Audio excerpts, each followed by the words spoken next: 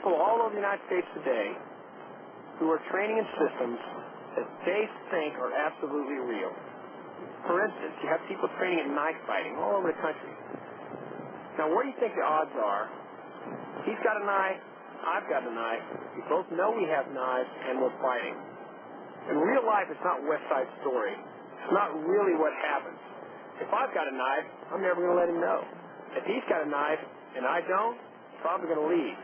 So, just to back up to reality, you've got to know what's a winnable situation and what's not.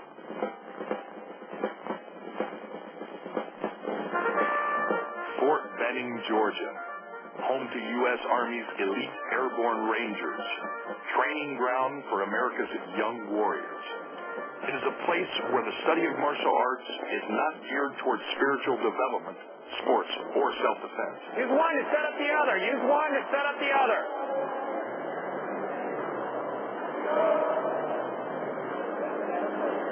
Our task is to imbue them with the warrior ethos.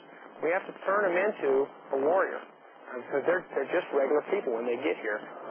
We don't win wars because we can beat the enemy in hand-to-hand fighting. But the things that you learn from hand-to-hand fighting and the things it takes to be successful at it help us win wars.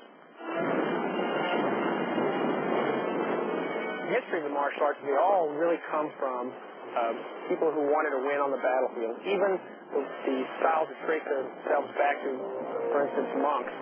In those days, you had pretty much pandemonium, and even the monks really needed to be victorious on the battlefield.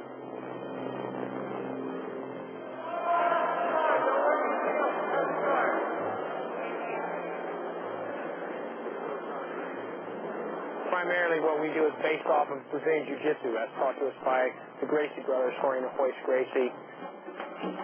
The Gracie family, with deep roots in Brazil, has taken the basic elements of Japanese Jiu-Jitsu and, over several decades, redefined it into a system of techniques that members of the family have used to win free fighting competitions worldwide.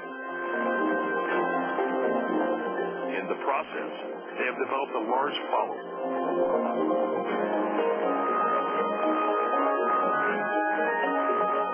The Gracies are famous because they came along and challenged everybody to fight and beat them. They put their money where their mouth is.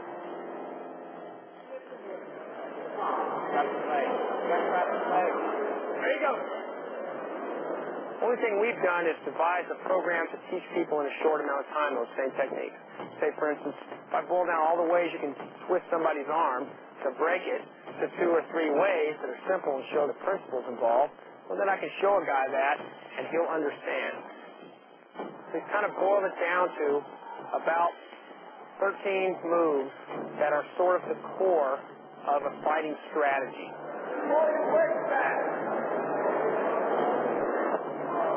Three-point flat. We can take somebody and we can give them 5 or 10 or 15 hours instruction, and they're actually a better fighter. The principal thing that you're fighting for is to get this position here. This is called the mounted position. The reason it's dominant position is because Sergeant Brown can punch Sergeant Henderson, and Sergeant Henderson can't return punches because of the nature of the position. All right? This position also allows Sergeant Brown the leverage to be able to attack Sergeant Henderson's arms and his neck. Okay? For instance, he pushes this arm down here, and he pulls it backwards and raises it. It's going to break Sergeant Henderson's shoulder joint out. All right? That's one way he can break his arm. If it says in some book someplace, or somebody in some martial arts studio says, if I show you this technique, it's going to break the guy's neck. How do they know? They break somebody's neck? But if I tell you this will break somebody's arm, the reason I know is because either me or my teacher, Jorge or Hoist Gracie, or one of my guys or something has done it. So that's what we like. It's got to be real.